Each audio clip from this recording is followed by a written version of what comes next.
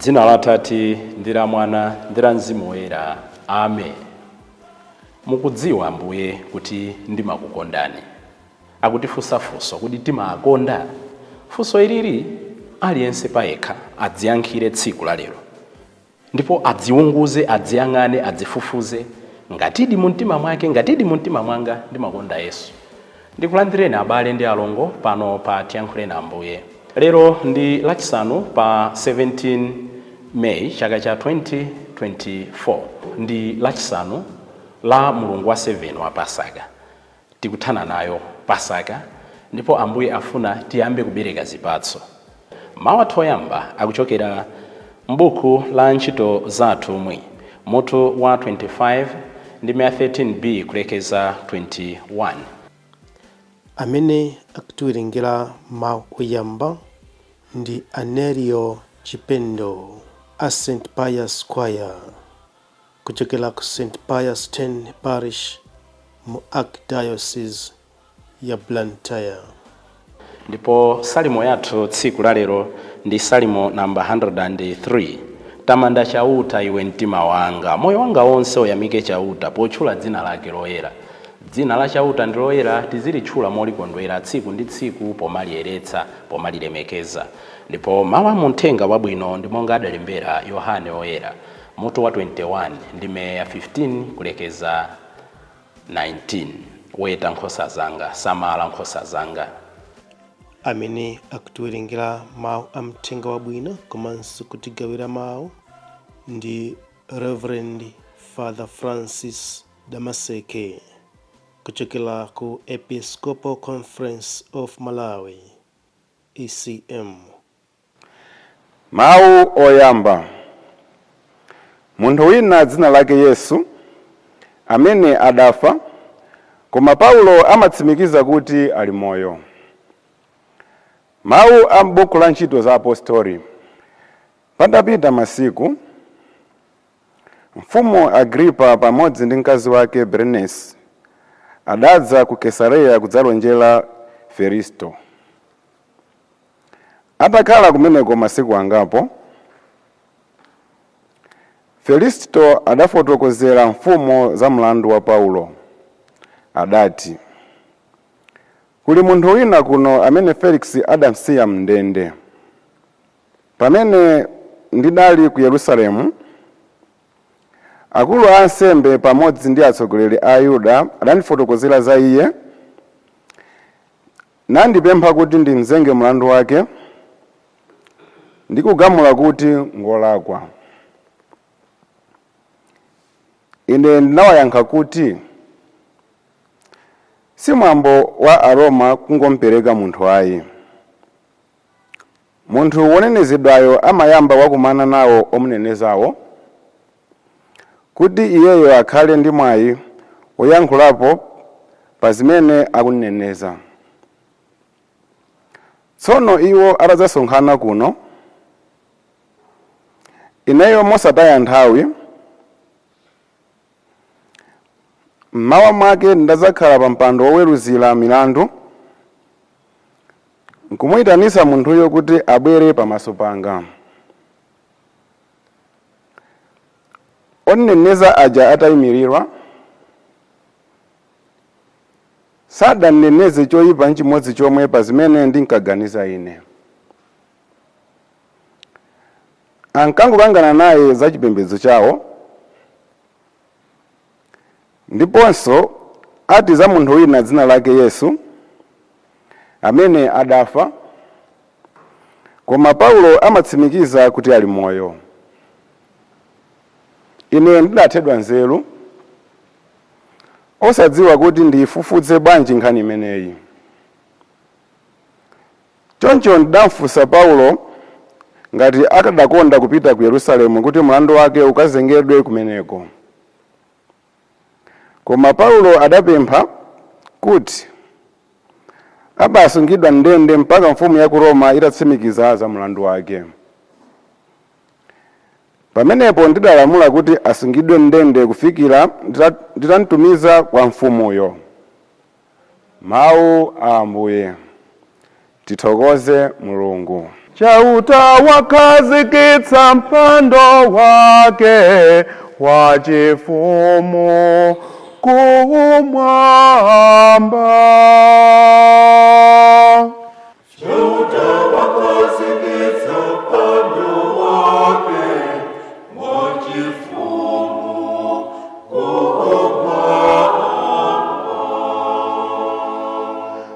Tamanda chauta iwe mtima wanga, moyo wanga wonse umuyamike, pochula dzina lake loyera. Tamanda chauta iwe mtima wanga, ndipo usayiwale zabwino zake zonse.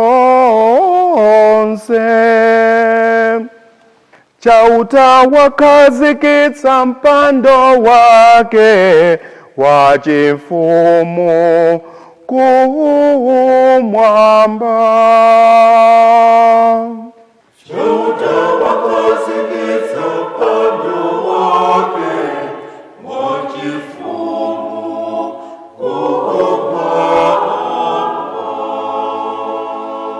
Monga kumwamba kuli kutali ndi dziko lapansi ndi momwenso, chidakulira chikondi chake chosasinthika kwa anthu opa chauta.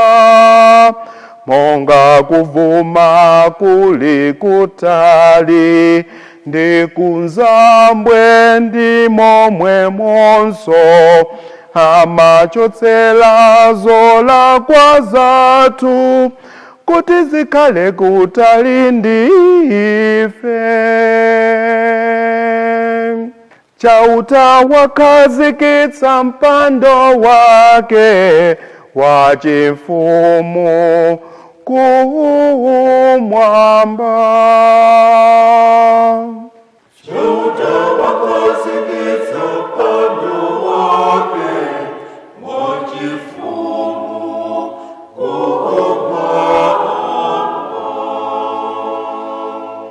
Chauta wakhazikitsa mpando wake wachifumu kumwamba, ndipo amalamulira zonse mu ufumu wake. Tamandani chauta inu angelo ake, inu amphamvu amene mumamva mawu ake. Chauta wakhazikitsa mpando wake wachifumu kumwamba.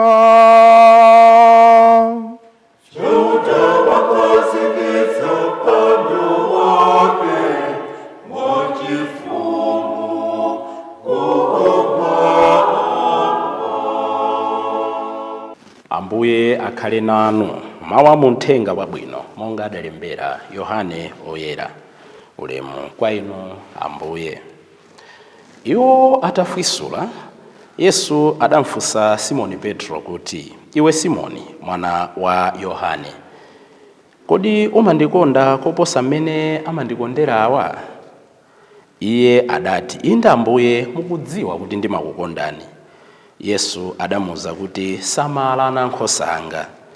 Yesu adamfunsanso kachiwiri kuti, iwe Simoni mwana wa Yohane, kodi umandikonda?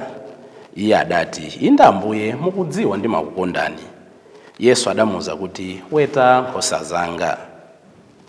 Yesu adamfunsa kachitatu kuti, iwe Simoni mwana wa Yona, kodi umandikonda? Petro adayamba kumva chisoni kuti Yesu akumfunsa kachitatu kuti kodi umandikonda? Ndipo adati, Ambuye mumadziwa zonse, mukudziwa kuti ineyo ndimakukondani. Yesu adamuwuza kuti samala nkhosa zanga. Kunena zoona, pamene unali mnyamata unkadzimanga wekha lamba nkumapita kulikonse kumene ukufuna kupita. Koma ukadzakalamba adzatambalitsa manja ako, ndipo wina adzakumanga nkupita nawe kumene sukufuna.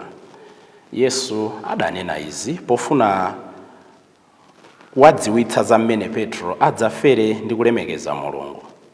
Atatero adawuza Petro kuti iwe unditsate. Mthenga wa Ambuye. Ulemu kwa inu Ambuye Yesu Kristo. Ambuye Yesu atafika kwa Kayafa, akulu abwalo nkumamfunsa mafunso. Ophunzira ambiri adathawa. Ophunzira ambiri anali ndi mantha. Mtsikana wina anamfunsa Petro kuti inunsotu munali mmodzi mwa munthu ameneyo. Tikawerenga mthenga wa Mateyo mutu wa 26 ndi 74. Petro adayankha kuti sindindziwa munthu ameneyo. Sindindziwa munthu ameneyo. Lero Ambuye Yesu akutifunsa osati kuti timandziwa, akutifunsa kuti timankonda. Zoti Yesu timamudziwa, Yesu amadziwa kale. Ndipo timamutchula mayina ambirimbiri. Chauta, Mulungu, mayina ambirimbiri amene timatchula nawo Mulungu. Ambuye anga ndimakukondani, ndimakukhulupirirani. Komatu mwina ukamba zoona, ambiri timangodziwa za Yesu, sitidziwa Yesu. Lero Ambuye Yesu akundifunsa, akukufunsani. Kodi mumandikonda, kodi ndimamukonda? Izi sizongokamba ndi pakamwa. Tikuyenera kuti tikwaniritse moyo wathu wa tsiku ndi tsiku. Choncho pamene akumfunsa Petro katatu, kodi umandikonda, kodi umandikonda? Muona kuti yankho lililonse limabwera ndi udindo. Wetana nkhosa anga, dyetsa nkhosa zanga, samala ana nkhosa anga. True love is service. Inu ndine kunkonda Ambuye sikuyimba makolasi ambiri, sikuyankhula malilime, sikudziwa amatero Ambuye ziyaye mzimu wawo usendi mtendere, sikudziwa kuthwa pakamwa. Kunkonda Ambuye kumene akufuna ndikonena kuti timantumikira motani. Timantumikira motani mwa ana athu, timantumikira motani mwa mpingo wathu, timantumikira motani mwa anzathu, timantumikira motani mosauka, timantumikira motani mwa anthu amene akusowa thandizo lathu. Ngati sitichita ntchito zimene Ambuye akuyembekeza mwa ife, ndiye kuti to Ambuye sitinayambe kunkonda. Sitingangoyimba ndi pakamwa, sitingangonena kuti Ambuye timankonda pamene ntchito zathu zikutitsutsa. The question is, do you love Jesus? The question is, do I love Jesus? The question is, do we love Jesus? Petro anali nzofoka zambiri. Anankana inde nthawi ina. Petro anali ndi zofoka zambiri. Koma nkufoka kwake amesetsa kunkonda Ambuye ndi utumiki wake. Inu ndine, as frail as we are, as sinful as we are, tiyesetse kumankonda Ambuye ndi moyo wathu ndi ntchito zathu. Ambuye Yesu sanampange condemn Peter. Jesus did not condemn Peter. Koma anampatsa mwayi oti atsimikize chikondi chake publicly. Apange confess chikondi chake publicly. Umandikondadi inde Ambuye, umandikondadi inde Ambuye. Inunso lero inenso Ambuye samati kupanga condemn, samatiponya ku life imprisonment, amatipatsa opportunity after opportunity. Mwayi wonena kuti tili nawo tsiku la lero, tili ndi moyo, ndi mwayi oti tilape machimo athu, tipange confess kuti Ambuye timakonda. Ndine ndili ndi ansembe ambiri anzanga, mwina sindigwiritsa ntchito mwayi ofuna kuonetsa kuti Ambuye ndimakonda polapa machimo anga. Kulapa kwenikweni amatero Augustine Oyera, sinkhani yongonena kuti ndinapita kwa ansembe kukalapa, ndikudana nawo machimo. Kodi umandikonda? Funso limeneli aliyense adzifunse time and again. Potsirizira tamva kuti Petro anankanapo Ambuye chifukwa cha mantha. Ndiye ndidzifunse kuti ndi chani chimene chimapereka mantha ku moyo wanga, chimene chikundilepheretsa kuti ndimtumikire Ambuye. Atamaliza zonse, atatsimikiza chikondi chake, atatsimikiza, atapanga renew utumiki wake, Ambuye anamuwuza kuti iwe unditsate. Ino ndine every day Ambuye afuna tizimutsata. Tizimutsata kumperekeza kukadyetsa andende, timperekeze kukadyetsa ausiwa anjala, timperekeze kukazonda amene akudwala, timperekeze kukamwetsa aludzu, timperekeze pamene Yesu akufuna agwiritse ntchito manja athu, nzeru zathu pofalitsa pobukitsa dzina la Atate. Inu ndi inetu lero Ambuye akuti timutsate, timutsatira kuti ndipo timatsatira motani? Si nkhani ya tsiku limodzi, ndi moyo wathu wonse tizidzipanga renew, ndi moyo wathu wonse kumankonda Ambuye. Lero Ambuye tithandizeni. Choyambirira tipange renew chikhulupiriro chathu, tipange renew utumiki wathu, tipange renew chikondi chathu mwa inu. Koma koposaposa chikondi chathuchi tichionetse mu zichitochito zake zabwino. Ndikufunireni inu abale ndi alongo tsiku lopambana pamene lero tikuyankha funso lonena kuti whether we love Jesus or not. Ntchito zathu za tsiku la lero, mmene tikhalire ndi anzathu, mmene titumikire m'mautumiki athu, kuntchito kumene tipezeke, ku business zimene tipange kumeneko, ziyankha zokha kunena kuti timankonda Ambuye kapena ayi. Sizikusowekera kuti ife tingonena kuti inde kapena ayi. Machitidwe athu tsiku la lero, machitidwe athu mwezi uno, machitidwe athu chaka chino anena kuti mchakachi, mwezi msabatayi, mtsikuli munthu uyu akunkonda Ambuye. Tiyeni pamene tili ndi mpata tiyimbe nyimbo namba 79. Mupeze buku la nyimbo ndi mapemphero ndipo muimbe panokha nyimbo namba 79. Ndikukondani Mungu wanga Ambuye, ndikukondani Ambuye, sindingakonde kanthu kena Ambuye koposa inu asipa. Nyimbo imene muli tanthauzo lambiri zamene tingayendetsere chikhristu chathu pakukonda Ambuye. Dzina la Atate ndi la Mwana ndi la Mzimu Woyera. Amen.